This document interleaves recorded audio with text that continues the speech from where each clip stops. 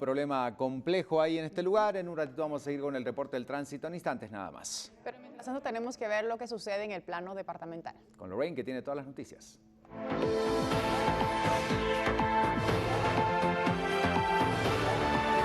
Seguimos hablando de las noticias departamentales y lo que se presenta en el interior de nuestro país, y vamos a colocar en pantalla esta sección departamental de Prensa Libre para conocer la noticia de hoy. Mueren 2 en ataques a buses, violencia en Escuintla y Quetzaltenango, un piloto y una pasajera, las víctimas mortales.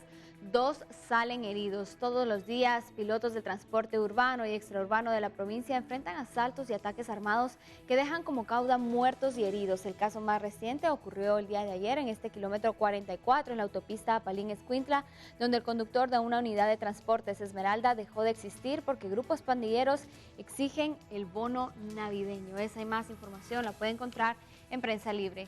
Y seguimos repasando la crisis en el sistema de salud y ahora lo hacemos en el departamento de Baja Verapaz, donde también el centro de salud de esa localidad ha colapsado. Integrantes de sociedad civil buscan apoyar con recaudaciones y donaciones para paliar la difícil situación.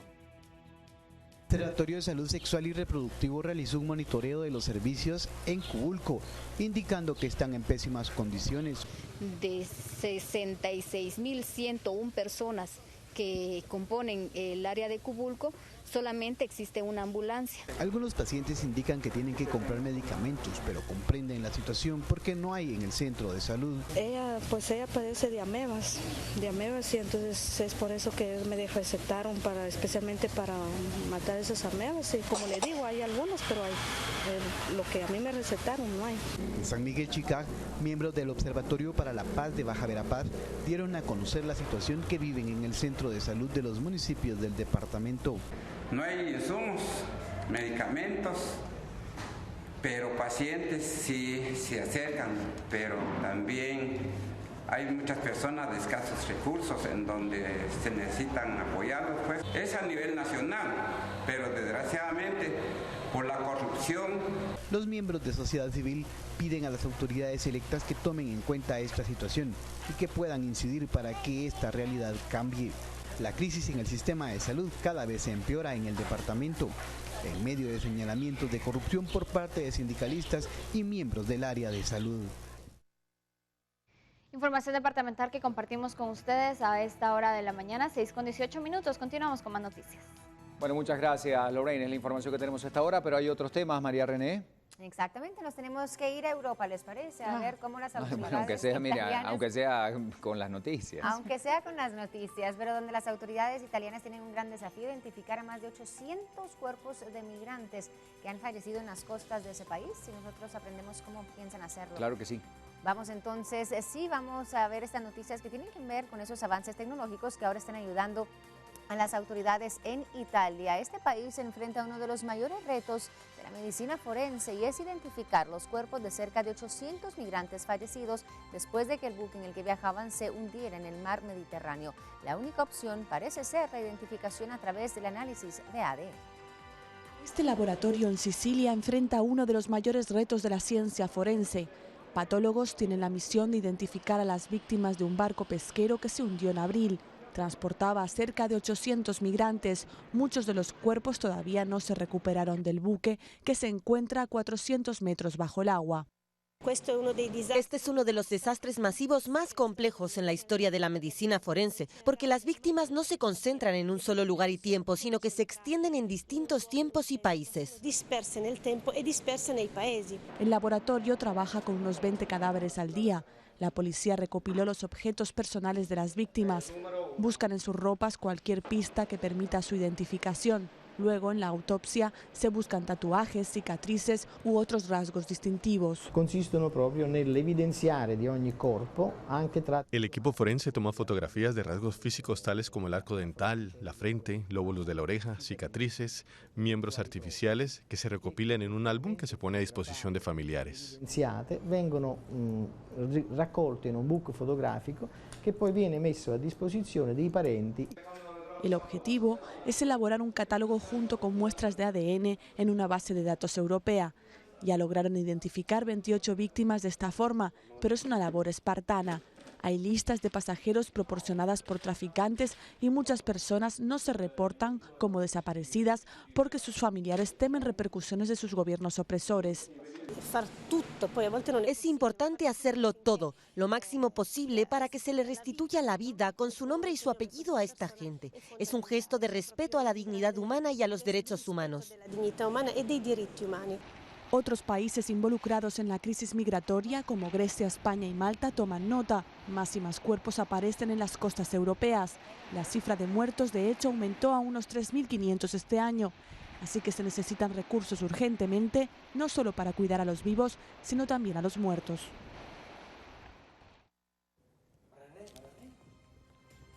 Y así entonces nosotros seguimos conociendo más información. Tenemos que continuar en Japón, donde se ha desarrollado un sensor térmico tipo microfina que se puede conectar directamente a la piel. Este puede ser potencialmente útil en el segmento de la salud de los lactantes, dicen, o incluso para hacer ropa deportiva más cómoda. El dispositivo, incrustado en una película de ultrafino, puede medir temperaturas objetivo de entre 25 y 50 grados Celsius, una gama que incluye la del cuerpo humano. El hallazgo se realizó en colaboración con la Universidad de Texas y fue publicado en las actas de revista de la Academia Nacional de Ciencias de los Estados Unidos de América. El circuito electrónico, compuesto de grafito y un polímero de acrilato, está a solo 15 micrómetros de grosor, es decir, aproximadamente una cuarta parte de un cabello humano, así de sorprendente. Según los creadores, los materiales son baratos y ampliamente utilizados en la fabricación y se prevé que el dispositivo pueda ser comercializado para uso práctico en menos de 3 años. El sensor fue probado colocándolo directamente en el pulmón de una rata para lograr medirle la temperatura al órgano. Y así entonces concluimos estas noticias, esta vuelta al mundo, y nosotros ahora vamos con más.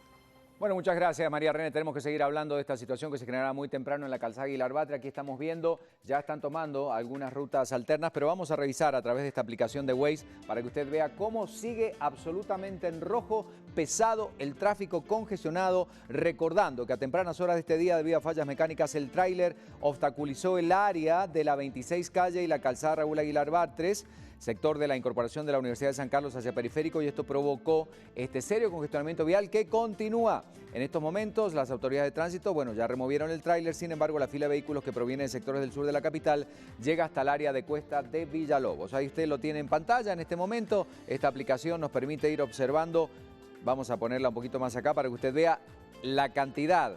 Si abrimos un poquito el plano, abramos el plano por favor para darnos cuenta de toda la calzada Aguilar Batres, el carril auxiliar colapsado totalmente en relación a la cantidad de tránsito. Nos vamos alejando, por supuesto, y nos damos cuenta que la situación sigue siendo compleja en toda la extensión de la calzada Raúl Aguilar Batres. Ahí estamos observando para que usted tome sus recaudos, sus precauciones, es lo que nos va mostrando. Empezó a la altura de la 26 calle, la entrada al periférico, pero como vemos, la situación sigue siendo bastante compleja en este lugar. Las recomendaciones a tomar en cuenta, pues salir temprano, en la medida de lo posible tomar el carril auxiliar, si fuera necesario, por supuesto, pero esto es lo que nos indica el reporte del tránsito a esta hora de la mañana. Nosotros vamos a seguir en un ratito, ya viene Lorraine para contarnos en general lo que está pasando en las principales arterias de circulación, pero hoy la noticia está en la calzada Raúl Aguilar Batres. Por favor, a tomar las precauciones necesarias. Se acaba de levantarse, buenos días, esto es BLM Noticias. Ahora vamos con el repaso y los títulos más importantes de esta jornada.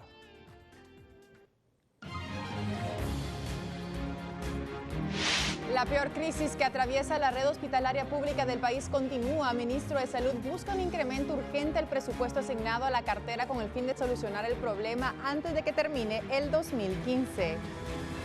Falta de medicamentos continúa siendo latente en los centros hospitalarios, por ello el Ministerio de Salud señala que para adquirir estos insumos de manera urgente se realizan cotizaciones en Guate Compras para adquirir por lo menos insumos considerados indispensables.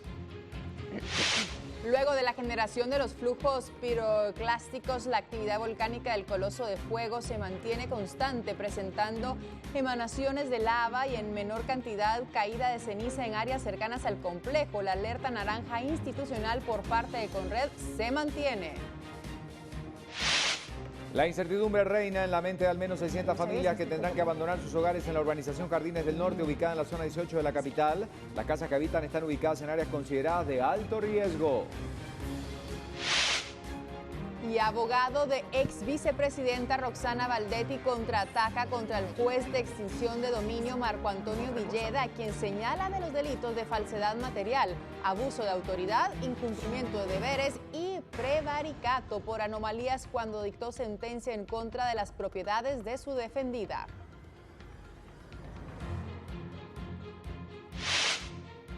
Sigue la información, violencia en México, en Guerrero, no cesa, 6 personas fueron asesinadas mientras intentaban huir en un taxi. Noticias que compartimos con ustedes a esta hora del día y vamos inmediatamente al panorama internacional porque hay mucho más para presentarles. María René tiene estas noticias. Adelante.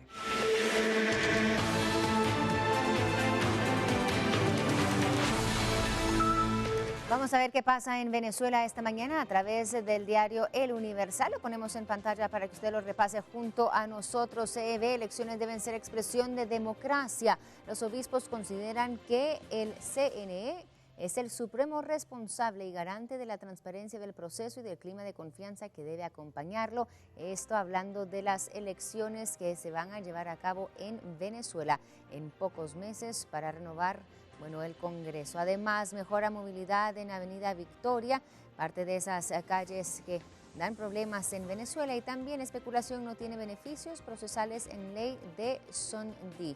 Y también atribuyen escasez de agua mineral a su regulación y la falta de envases, parte de las noticias que está compartiendo Universal de Venezuela esta mañana.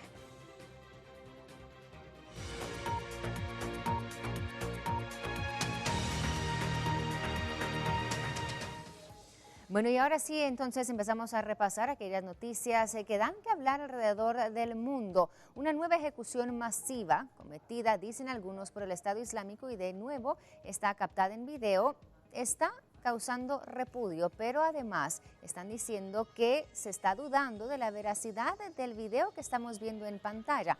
Hace unos días causaba repudio alrededor del mundo y ahora muchos están diciendo este video no es auténtico. El video, según quienes lo difunden, muestra al Estado Islámico ejecutando a 250 niños sirios después de que ellos se negaran a integrar sus filas. Pero, según algunos medios independientes, este video no es auténtico y de hecho se habla de que fue grabado en el 2014 y son soldados sirios y no niños los que están siendo ejecutados. Así es que ahora se está dudando de la autenticidad de este video que hace unos días estremecía al mundo. Nos vamos a ir a México, donde las autoridades investigan quiénes pudieron haber sido los responsables del asesinato de 6 personas, 4 adultos y 2 menores. El hecho ocurrió en el pueblo de Guerrero, al sur de México, un lugar azotado por la violencia. Autoridades estatales informaron que 6 personas fueron asesinadas en un violento pueblo de Guerrero, en el sur de México, entre ellas 2 niños de 1 y 7 años y su madre. La familia de 5 personas huía en un taxi de sus atacantes, pero los presuntos delincuentes acabaron alcanzándoles y les mataron dejando sus cadáveres cerca de su automóvil incinerado. Todos los cuerpos registraban impactos de bala de rifles AK-47. Un jefe de la policía dijo a la AFP bajo anonimato que eran parientes del ex jefe de policía de Chilapa. Este poblado de unos 120.000 habitantes es paso obligado para salir de una zona montañosa de Guerrero donde se cultiva la amapola, se trasiega la goma de opio y donde se encuentra el municipio más pobre de México. Además, ha sido uno de los epicentros de la violencia tras la desaparición de los 43 estudiantes de Ayotzinapa. Aquí hay una disputa a muerte entre los grupos criminales Los Rojos y Los Ardillos, que se disputan el acopio de la goma de opio.